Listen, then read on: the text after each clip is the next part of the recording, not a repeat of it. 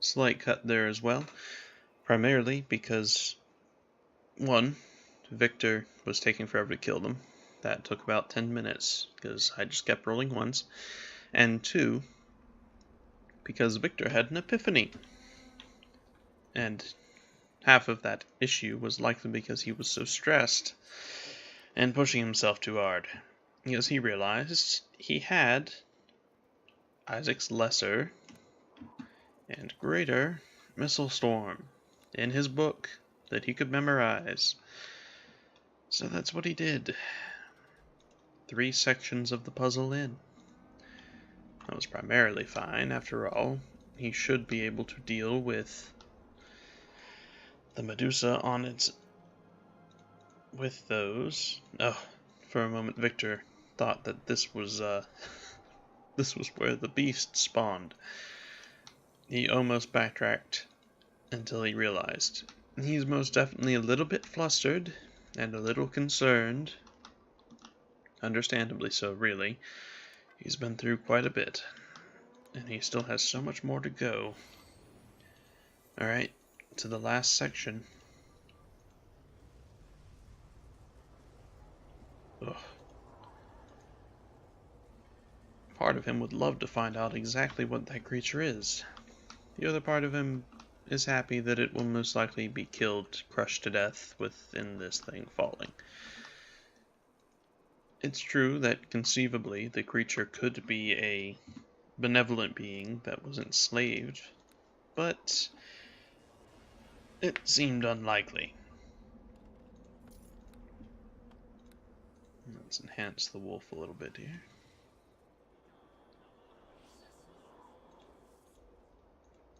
That's just a standard one. Right, now that his arsenal has improved, let's see how Victor handles the situation now.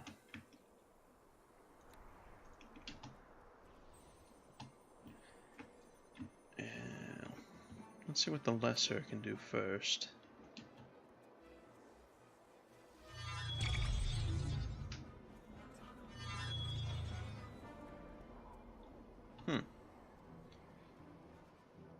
A decent amount, all things considered.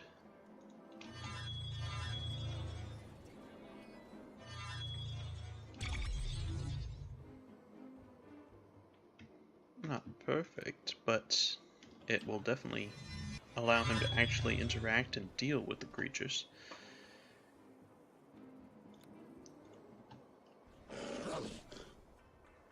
There.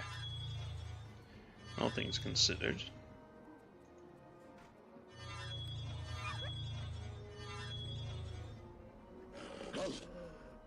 Gone much worse. That was a decent test run. They're all near death now. He and the wolf should be able to manage. Oh, there's an intellect devourer as well. Well, skeletal devourer. Luckily, it doesn't seem to be able to target us, which is good. Nope, never mind. It's trying. Not because of this wall, it doesn't have line of sight. Well, let's help it out, shall we? Victor feels much better now that he actually has a method to deal with the damn wisps. He's kicking himself that he didn't think of it sooner, but whatever works.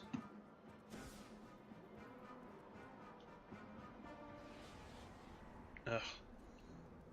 That negative energy burst is nasty when they're at higher levels. To be fair, Victor is capable of using it as well, but since he's fighting undead and will-o-wisps, it seems redundant. It wouldn't work on the skeletal devourer, and the will-o-wisps, though they don't have resistance to negative energy,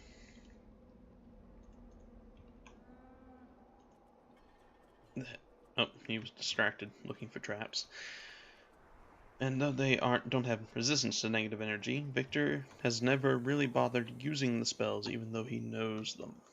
He's not confident enough in their usage to fall back and rely on them compared to the storms and magic missile and so forth. Let's use this to deal with the vengeful spirit. Oh, it succeeded in its saving roll. Good for it. How frustrating.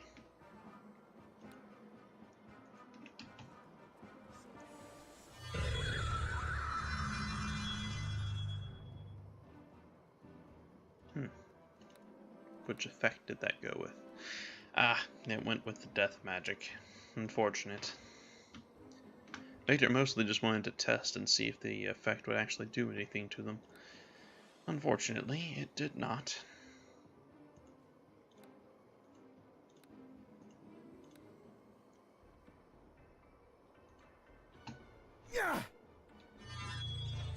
The rare moments Victor actually manages to land a hit on the creature.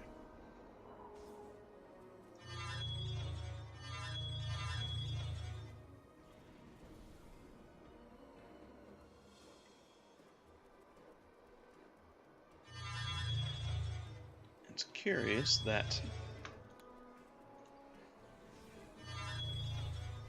she continues to use these. His thoughts were lingering on this subject before, of course, but this proves his theory, now that he's switched his arsenal and magic so that he can actually deal with them.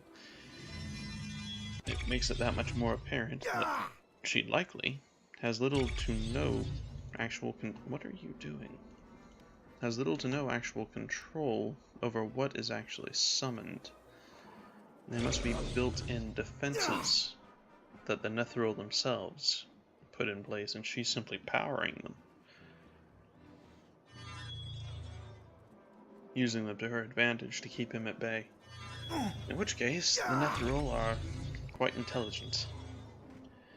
Obviously, the individuals that would most likely want to get this high into the tower would be after the Mythalar. Most likely, they would be mages, considering the time and society of this place. Which means it makes sense that everything they have here was resistant or immune to magic, even if he hated it. It's also very odd that the scrolls haven't rotted, but the weaponry has. Meaning that he can slide into his book as a page. Now, there was most likely a final skeletal devourer here, and then that tentacle demon is what it calls it. So it is in fact a demon. Interesting name. Oh wow. 1, 2, 3, 4, 5, 6. Is there a skeletal devourer? No, just a bunch of wisps, huh?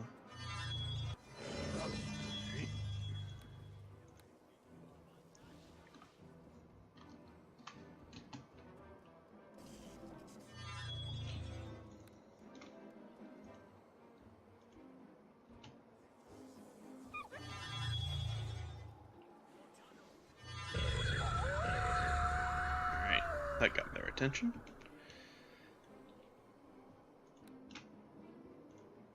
Let's use the armor charge first.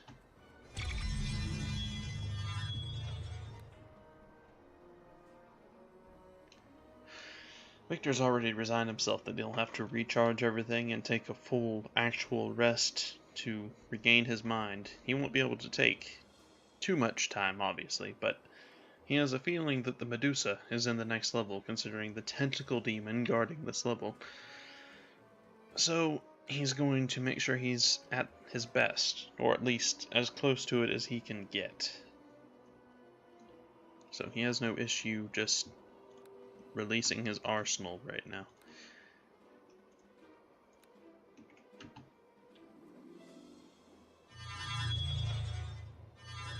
Let's see what the Greater can do. Quite a bit, actually. That was fairly impressive for a single spell, all things considered. Okay. Target you. And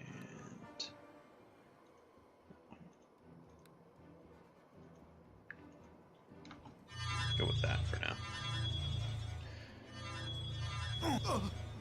I notice he's casting the magic missile at incredible speed. At incredible speeds, all things considered. I didn't notice that when I was a kid. Maybe that's a built-in thing.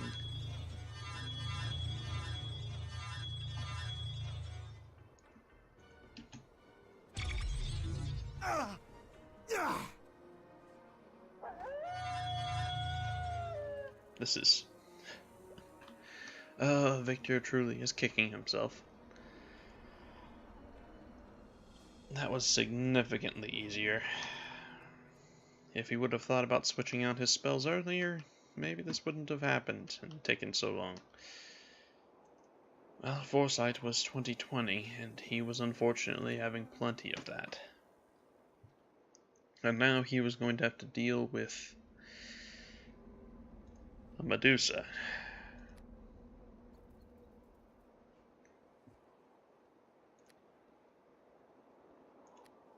He definitely wanted to keep one energy buffer, and the globe of invulnerability would be paramount.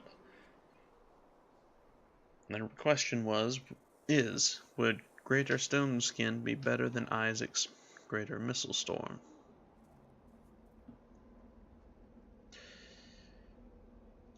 Let's see, how much damage would this do to a single target? A number of energy, 1 per caster level, but a maximum of 20, so right now he'd get 13. Randomly target and hit any hostile creature in the area of effect. If there are more creatures than missiles, only the closest target.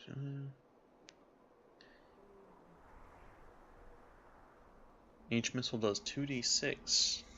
That's essentially a single magic missile, isn't it? Or better. Aren't these 1d6? 1d4 plus 1, so they're actually significantly better than a single magic missile is. Yeah, he'll keep it. That'll be decent. He might switch out Prismatic Spray for Shadow Shield, however. Purely because she's already shown an inclination towards necromancy. Yeah. Alright. He's going to rememorize and recharge and recover before he pulls this lever. And then, well, perhaps this will be the end of this journey of his. The idea that he might be going to his death, surprisingly, doesn't daunt him. A small part of him thinks that perhaps it's his way of repenting for his failures and for the lives he's failed to be able to save, all the way from the beginning. Well, there was only one way to find out.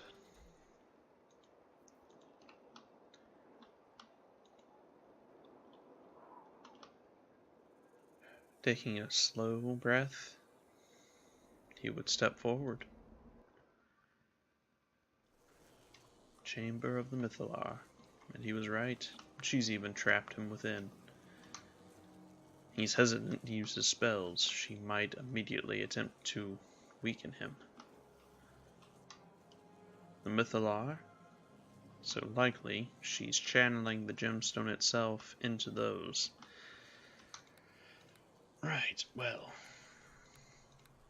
Showdown of the century and all that.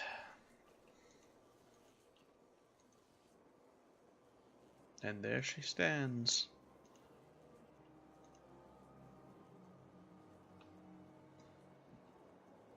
If you could only see what I see, old friend. I am joined with the Mythal now. Who needs earthly eyes when one can see with the soul of the world? Interesting. So essentially, she has done the same thing that the Archmage did before Netheril fell. Ironically, that is what caused the fall of the city.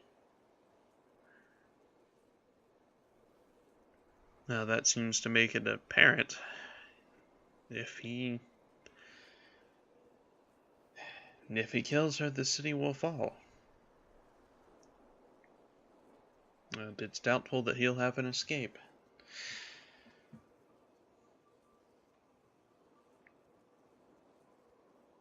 Well, no time for regrets now. And on top of this, he won't really be in a mood to converse with her. In fact, this is the point. You've lost your gaze that turns people to stone.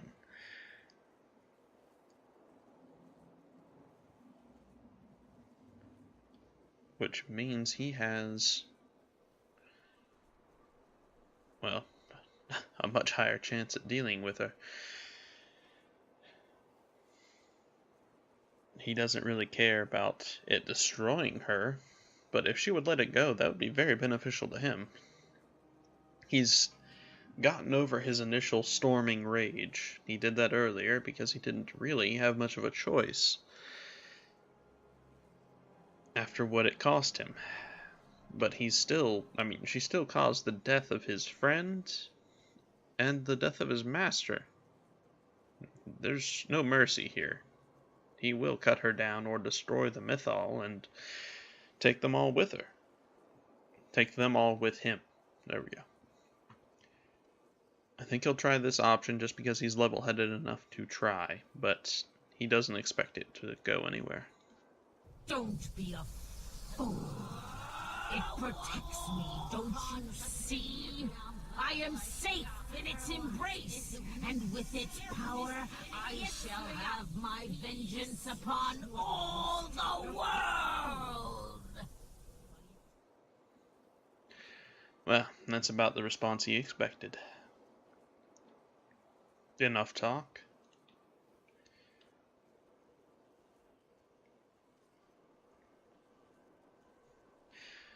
You tire so quickly of our conversation? Do I not hold your attention as I once did? God, you can be, such an evil dick. Of course, there's also the point that Herodotus never held his attention. Their initial meeting literally was him storming after her full force trying to slaughter her. So he's going to take that as a sarcastic insult. Not that he really cares. Your evil ends here and now. No one else will suffer the way I have. I refuse to allow you to turn this city, so full of knowledge, into a weapon just to sate your own revenge. With the Mythal's power, no harm can come to me. Let us spar for old time's sake. Then atop this city as it flies. This time I will turn you to ash, not to stone. And, well, Victor already knows that the Mythal likely grants her significant power. But the way that the last Archmage fell was losing the Mythal. And, she's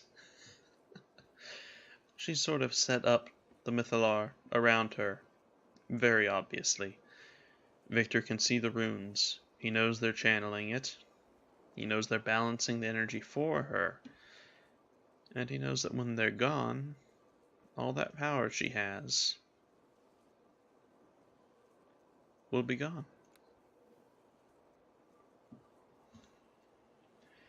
Now then, first,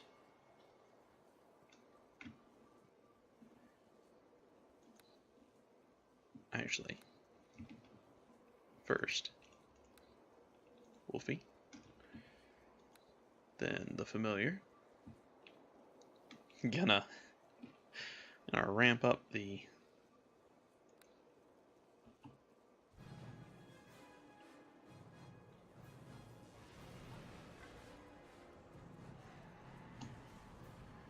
okay, that's gonna be a negative energy blast, that's fine.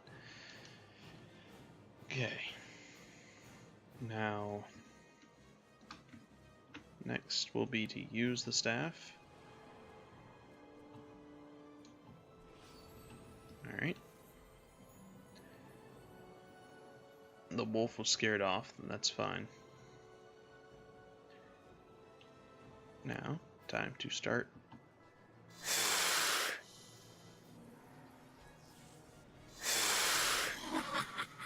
And as Victor assumed.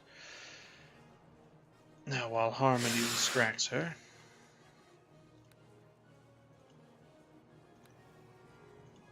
time to destroy all of these. He doesn't expect Harmony to hold the line for too long. Do you think to defy me? But every little bit that she can hold her off before she has to retreat into her pocket dimension, the better. Do you think to defy me? Wretched creature, do you think to defy me? Now there's quite a few of these. He's going to try to just hit it. Let's see what happens. He's not very good at this, though. Oh, and it causes a trap. Right. All the more reason just to spam his spells at them, then.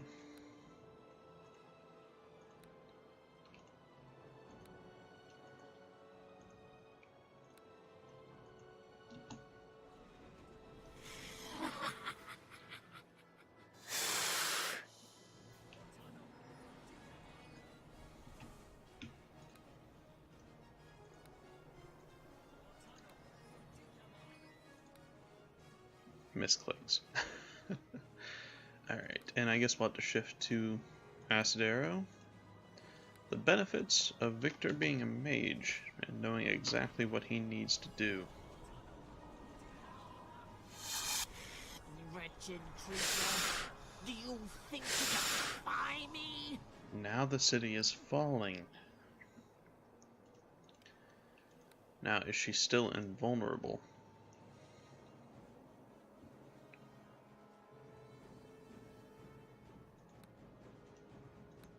Firebrand. She is not. Fantastic. Well now, Herodes, without that, you will fall. Think to defy me? I'm not going to defy you, I'm going to slaughter you.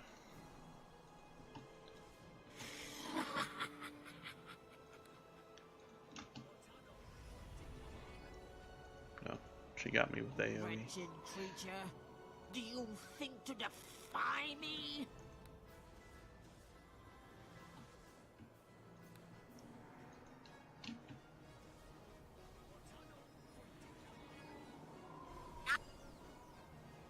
And so she falls.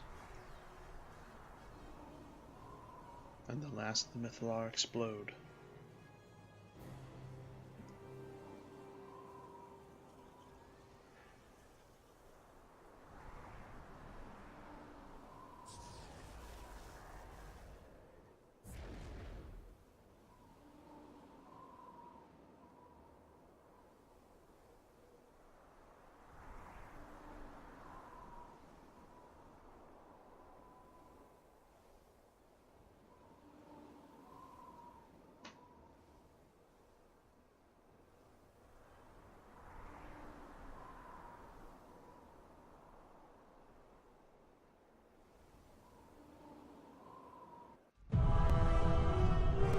The groaning city begins to lean in its flight like a wounded bird. The crash into the ground that marks the second fall of Undrentide is heard and felt throughout Faerun. Most folk will stop and wonder and never know how close Yorida's came to dominating them through the sheer power of the long-buried past. Some, however, such as the Harpers, know well the part you played in Hioridus' end. They name you a hero, and throughout the realms, songs are sung of the sacrifices that you and Drogon made for them all. As for your own fate after escaping into the Plane of Shadow, it is unknown, even to the Harpers. The slave collar shattered on Ashtara's death, so you are free. Wherever your adventures lead you, however, one thing is certain. Your own tale is far from over.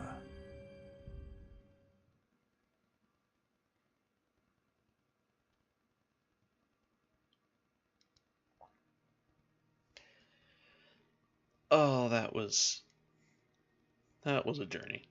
I will admit that last puzzle session, I guess, was a little tedious, but that's only due to my own ineptitude. I didn't think about switching out the spells because I'm so used to tabletop where everything's laid out before you. You can see all your spells at the time, and things are less fast-paced, so you can just glance and go, oh, right, I have those spells, I can use those. It didn't even occur to me. So, that's my bad. It would have gone a lot faster and a lot smoother if I'd switched out his spells like that, but, man. Maybe it's the nostalgia, or maybe it's just... Well, no. Part of it's definitely the nostalgia, but the rest of it's just the fact this is BioWare. And even at their worst, quote-unquote, because this is a game that I know some people just weren't as into. But even at that point, like, their storytelling is great. Their character cast is great. The idea of a Medusa being the enemy is something that's awesome that I've never had. It's always a lich or a dragon or something like that. And I liked the loops that they threw through the story. I greatly enjoyed this. And I hope you all did too, really, because I'm most definitely going to continue Victor's story. I know initially I was saying that I'd do the Harper's Tale custom module after this, but I think instead I'm going to do the Shadow Realm, or Shadow Mistress, I believe, mod, which was a community mod that was designed to link Shadows of Undrentide to Hordes of the Underdark. And I think it'll be a nice transition. So, that'll probably be the next series. And I greatly enjoyed this. Well done, as always, to BioWare. And I hope that everyone will continue to enjoy it. I do apologize because there were some bugs. And those bugs did mean that I didn't have Dorna through the last chapter. And that kind of sucked because I enjoyed the interactions, the voice acting between them, and the banter, and it definitely gave it a more in-character feel. But at the same time, it's an old game, bugs are going to happen, and sometimes they're not fixable midway through a playthrough. So I rolled with it, and I'm fairly happy with the way it came out. I think it's an interesting play, because Victor was supposed to be my innocent, well, relatively innocent-minded good guy. Just the personality type that could really roll into becoming a hero, like the stereotype of a hero, just a good character, compared to, say, Angelo or Eric, who are very jaded and bitter. And I think it was an interesting way to play his story that it switched it on him a little bit. He went from cracking jokes at his own expense and just really having a temper like a child, because he's young. He was only 19-ish, the way I storylined this. And I think having him slapped by reality was a interesting way to take his story, and I kind of like it because it'll give him time to mature, and it's allowed him to control his temper. And I think that'll be good for his character in the end. I didn't expect it to happen in this way, but I did give him that rage inside him against injustice and against suffering and racism and all that. And I intended to play on it, but I didn't know Drogon died. And I didn't realize he'd lose Dorna. So my plans kind of went out the window near that last part, and I had to wing it. But I'm actually pretty content with the that was me dropping what I was playing with. I'm actually quite content with the way it turned out. The game threw me through a loop, but I rolled with it, and the end result was something I was even more happy with. Is I don't think Victor would be jaded from this, but I think it was the amount of pain that he needed that really any kid that is coming out into the world of adulthood, everyone gets slapped by reality. And how much it hurts depends on what you want to do with your life and what your life was like before. And in his case, he wanted to be a hero. He was training to become a harper, a hero of the world. And that's not something done lightly if you truly want to go for it, even in a fantasy world. So I think this was the amount of pain that he needed to realize that he can't save everyone.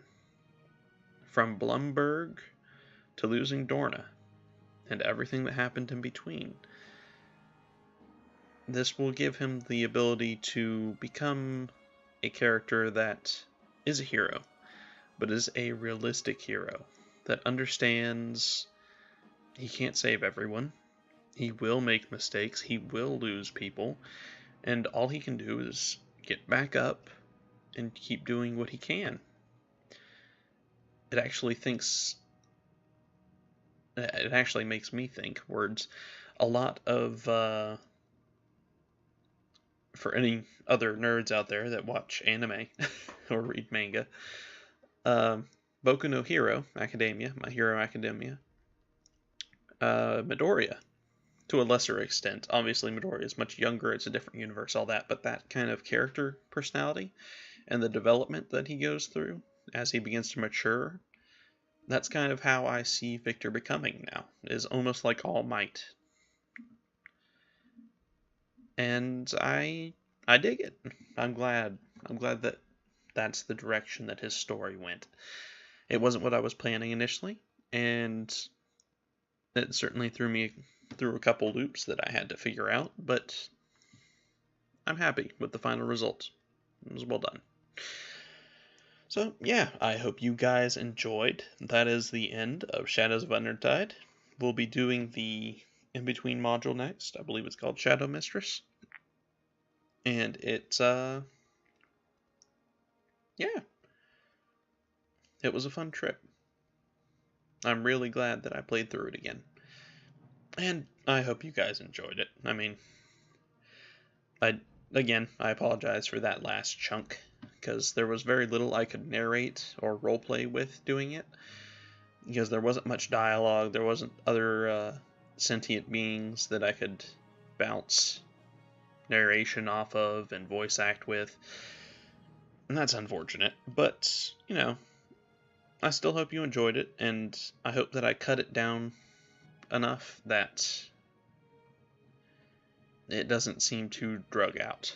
So, either way, I hope you enjoyed it, and as always, guys, I hope you have just a fantastic day, and I hope you enjoyed the series and will continue to watch.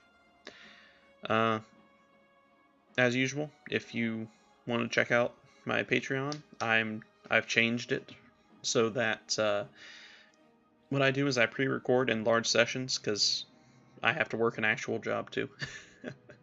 So what I've done with Patreon is I've basically changed it to be any videos that I've edited, completed, and put out. They're on Patreon now, period. Patreons have access to them. So episode 1 might be put out of a new series, and it'll be released 1 episode a day on YouTube. But on Patreon, if I recorded, say, 20 episodes of that series, episode 1 will be on YouTube, but on Patreon, all 20 episodes will be up. And when I have another recording session, and it's another 20 episodes a couple days later, all 40 episodes will be up, and only a couple episodes will be on YouTube. So I added that in, and I'll be doing some other stuff on Patreon as well. There's plenty of rewards on it now. Finally getting the hang of what I want to put out and everything. So yeah, if you guys want to see more and see it quicker, I guess, you can support me there. And if not, hey, I'm just happy that you guys are willing to watch my videos, period. So I hope you enjoyed, and I will see you in the next chapter of our story. Have a good day, everybody.